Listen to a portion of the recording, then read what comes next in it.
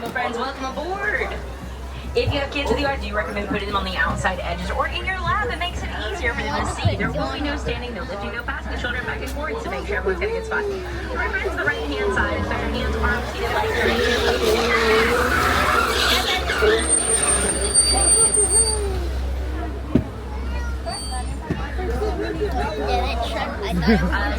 So did he. Thank you in Swahili. We also like to say twinde here in Harambe, which means, let's go. Please keep your hands, arms, feet, and legs inside at all times, and please be sure to stay seated. Even when you're stopped, these beautiful animals, please stay in your seat. It is for your safety. I highly recommend taking photos over out there. Just make sure not to drop anything off the side of the truck in the process. If you do drop something, let it go and let me know, and we'll try to take care of for you. Now, just a safari pro tip before we get started. The quieter we're able to be while out here, the better chance we have of seeing animals up close for longer. So keep that in mind for your own experience, as well as the experience of the other guests around you. Alright, now we're starting off our safari together in the Little Venturi Forest.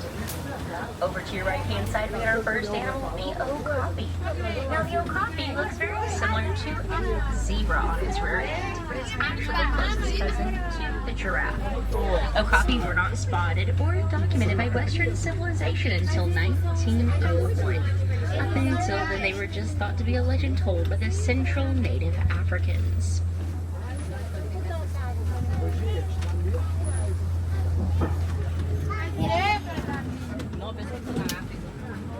Now, the okapi has what's called a prehensile tongue. Prehensile is a word I'm going to use a couple of times today, so go ahead and memorize it. It means that something on the animal will be used, like an extra hand to grab things with.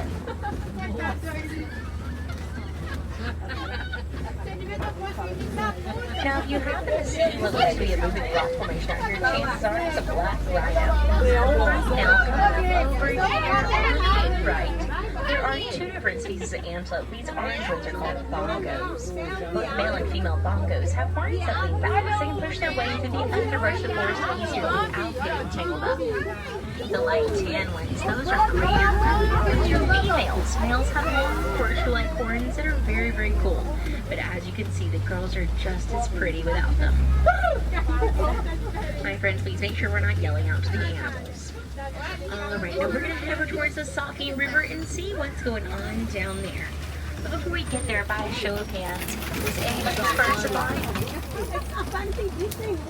Alright, well, welcome back everybody. My name is Juliana. I'm from Alabama. I'm so excited to be your safari guide today. We're going to have a good time. Hopefully everyone gets to see something that they've never seen before, or learn something they have never heard.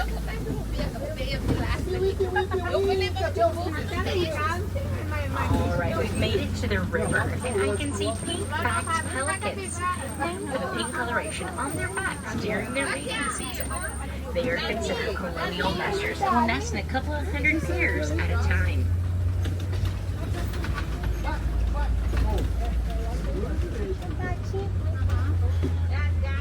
Alright, now in the water to your left, these are hippos.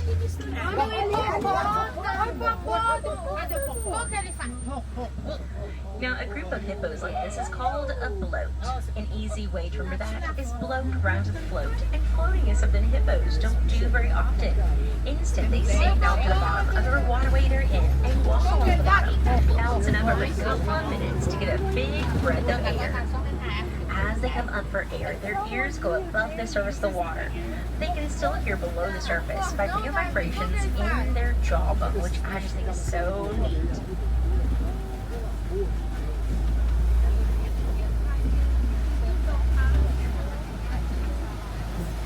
Just around the river bend, these are now crocodiles. They are, on average, the largest crocodile species in Africa.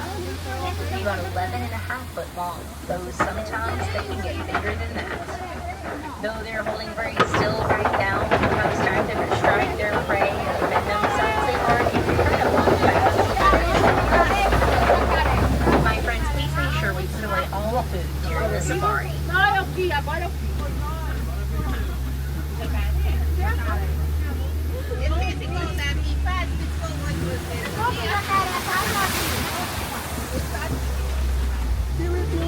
As we get to the top of this hill, there's a great big beautiful tree called a baobab tree, also known as the upside down tree because its branches look like a root structure, almost as if it's been picked up, flipped over, and put upside down on the ground again.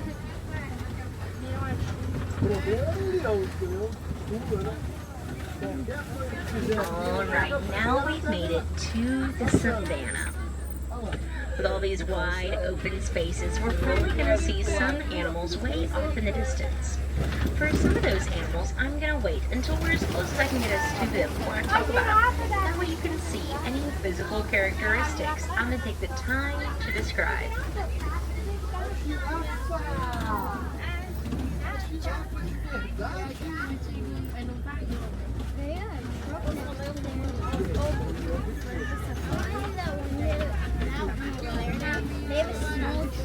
Alright, looks like first up down here we're going to get to see these Ankole cattle. Their horns get 3 to 4 foot long, which have a honeycomb-like structure inside that allows blood to flow through, helping them regulate their body's temperature. They were also worshipped in ancient Egypt. We found hieroglyphics dating back 6,000 years. Please make sure children are seated on your laps at all times or next to you. Hi friends, please make sure the babies are seated. Oh no, that's us! Alright, now coming up on your left-hand side, there's a den where predators pass through this area will sometimes seek out shelter. Now, right out here in front of the den right now, there are painted dogs. They are the #1 predators on the savannah, feeding out the big cats and the hyenas for that #1 spot. Please make sure we're staying seated, my friends. Please have a seat. Quer trocar, Malu? Now they will work together as a pack to take down their prey, which gives them a very high success rate when hunting. Over here to your left, there's also some sable antelope. They have a dark coloration around their eyes, to prevent sunlight from blinding them during the daytime. So you can look out for daytime predators easier.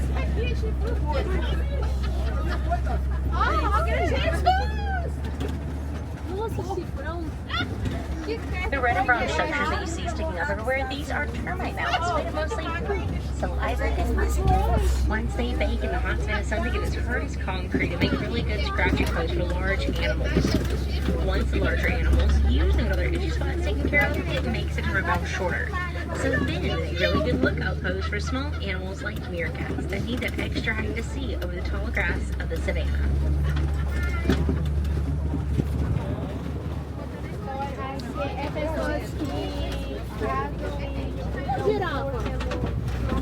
Alright, looks like up ahead we're going to get to see some giraffes. They are the tallest land animals in the world, getting 16 to 20 foot tall when fully grown. They have a 6 foot long neck, so it takes incredibly high blood pressure to push blood all the way up to their noggin. So, to accommodate a high blood pressure, they need a really big heart. So a giraffe's heart is the size of a basketball. And we've even found a baby giraffe over here. With some wildebeest. There's also springbok over here. Now those little bitty antelope, the springbok, are fully grown. They are tiny and they are mighty. They can jump 6 to 8 foot high and leap 13 foot across. They also do this thing called frolicking, where they bounce up and down really quickly, like a kid with too much sugar.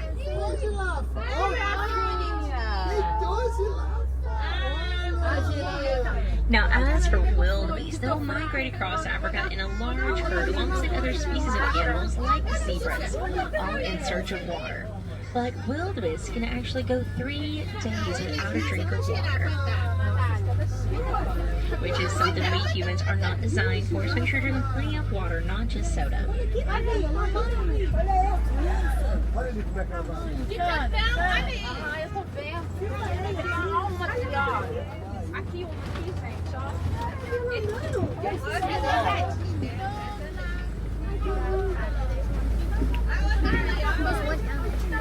Alright, now we're heading to a part of the reserve now where I heard the warden say earlier there was a migration of elephants passing through. And I'm hoping there's still some around with a chance to see. Oh, and I already see some coming up on our right.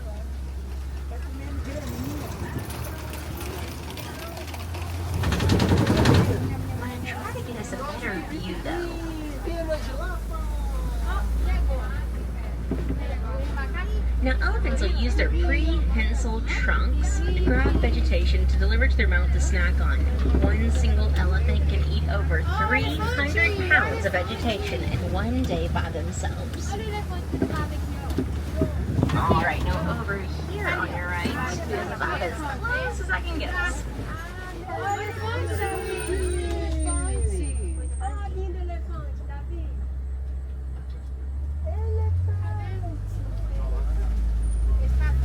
We were having a big problem with elephants getting onto farmers' crops and trampling their food and eating their food. And the farmers really didn't like that because that's their livelihood. It's how they take care of their families. So the farmers trying to get rid of those elephants, and we couldn't let that happen. So here at the Harambe Wildlife Reserve, using our elephants here we learned because they're super duper sensitive skin, African elephants don't like bees. So we shared that information with the farmers who were then able to put beehives on their fences. So whenever the elephants got too close to their crops, the bees come out and sting them. And once an elephant's been stung by a bee one time, they tend to avoid that area the rest of their life. They have a fantastic memory. And one little bee sting is a lot better for the elephant than lose their life entirely. So it saved the elephant population, it saved the farmers' crops, and it gave the farmers a new source of income through the honey. And all it took was us paying attention to these gorgeous elephants here at our reserve. Learn everything we can about them and then apply that knowledge to how we can protect them as well. Well, we still have a lot to learn. The pregnancy for an African elephant can last almost 2 full years, 22 months. A little girl elephant will stay with her mom her entire life and will actually raise her own babies one day in the same herd her mom is in. But little boys, once they reach that special time in their early teen years, will break off into solitude on their own or will join a bachelor herd where they hang out with just the boys for the rest of their days.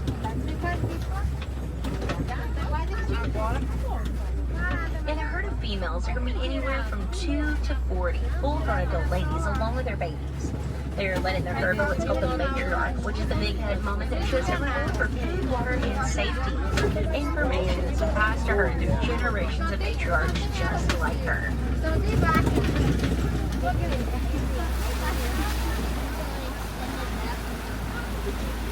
Over here, these are greater flamingos. They're the largest species of flamingo, can be 5 foot tall when fully grown. They're also largest in pink coloration they get in the beta carotene and the brine, shrimp, and other small aquatic creatures that they eat.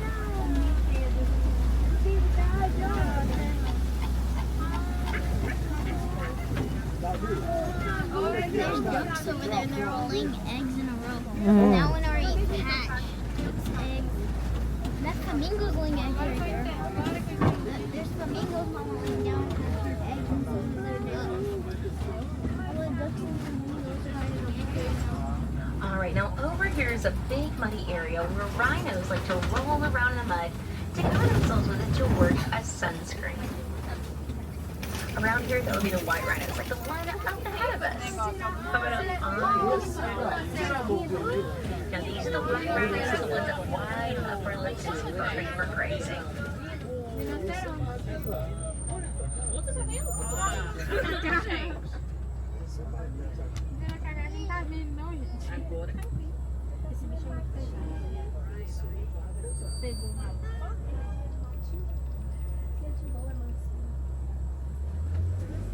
For a long time through history, rhinos have been poached, in other words, illegally hunted to get their horn. It was also made into medicine in some cultures. But later it was realized their horn is made of hair, doing the same thing as our fingernails and our hair, and has no medical use. But still this day, they are poached, and their horn is sold on a black market. So because of that poaching, we have lost a very large number of rhinos out of the world that we're supposed to have. And we've actually lost some species altogether entirely. Currently, worldwide, there's only 5 types of rhinos left. Now, over here we have found ostriches. They are the largest birds in the world, but they are flightless. So they use their wings to turn when running. They run about 40 miles an hour at their top speed.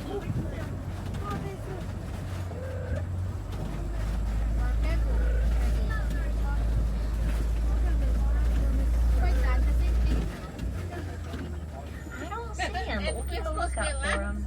Mas era de pescoço pelado. Avestruz não tem pena no pescoço.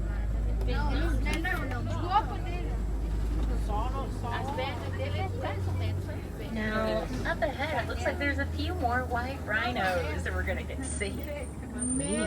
Now, as we get close to them, you may notice that their horns, as individuals, are different from one another. That's a great way for us to tell the different rhinos apart based on the size and shape of their horns. Now, they will customize their horns using rocks and trees, kind of like we use a nail file, to sharpen and shape them however they like.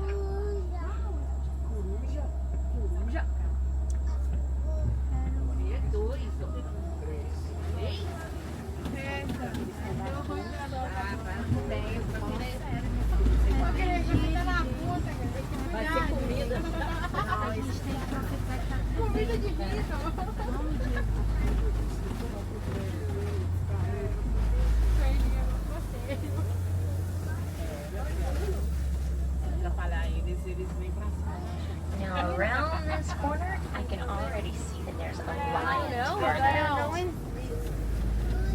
When a lion roars, it really does not sound like it does the movies. It's more of a short burst over and over again, but it's absolutely beautiful to hear.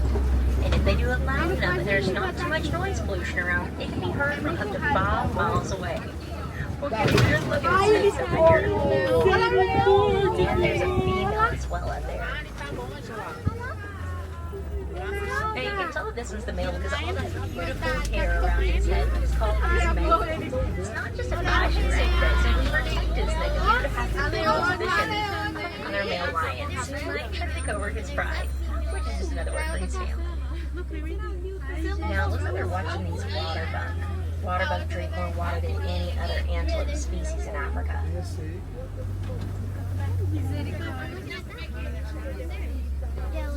Bambi.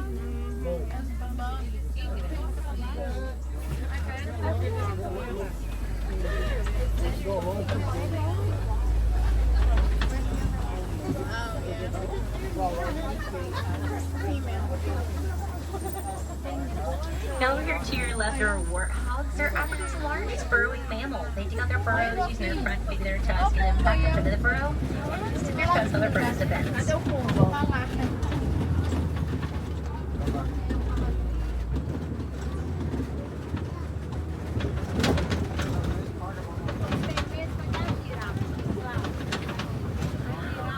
Alright, now over here to your right hand side down this next trail, there's a cluster of ostrich eggs.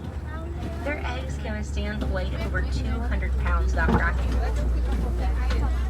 Since we've lost a large number of rhinos over time because of poaching, here at the Harambe Wildlife Reserve, we have a species survival plan for white rhinos, and we have had 13 baby rhinos born here on the reserve in the last 27 years.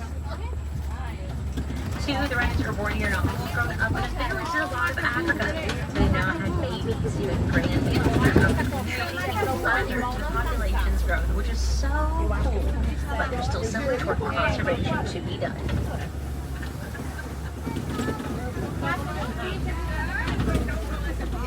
That's a really good question. I'm not sure what the answer to that is. Over here, these are Nigerian dwarf goats. Most of the animals like Nigerian dwarf goats are very important because we as humans grow domesticated animals for things that need to survive instead of relying as much on wildlife. A lot of the animals that we have in our reserve are nearly threatened or even endangered in the wild. For animals like elephants, rhinos, and lions, we humans are the #1 threat they face. Since we're the #1 threat, it's our #1 responsibility to them, to make sure they're protected and taken care of, so they can be around for generations to come to enjoy just as much as we did here today. Now, one way that you can help make a difference for African wildlife from your home is by recycling your old electronic devices when you're done with them, like cell phones, laptops, and tablets. In those devices, there is a mineral used called coltan. 60% to over half the coltan that is mined out of the earth comes from Africa. And to get it, they have to completely destroy the homes of tons of beautiful animals, including elephants, mandrills, and even gorillas. So when you're done with your old devices, you can research online how to recycle them properly. So the old coltan in your old devices can be used in creating new devices. Reduce the need for free coltan, therefore save the animals' homes. Here in Kilimanjaro, Kilimanjaro safari, so we don't like to say goodbye to far too final, far too sad. So instead we say Kwaherini, which to us here in this group means to go well. My name is Juliana. Kwaherini friends, go well, go wild, make good choices for yourself and the wildlife all around you, and stay curious about our beautiful planet. If you got any questions about the animals that we saw today, please feel free to come and see me at the front of the truck. And I hope y'all have as much fun as I did out there.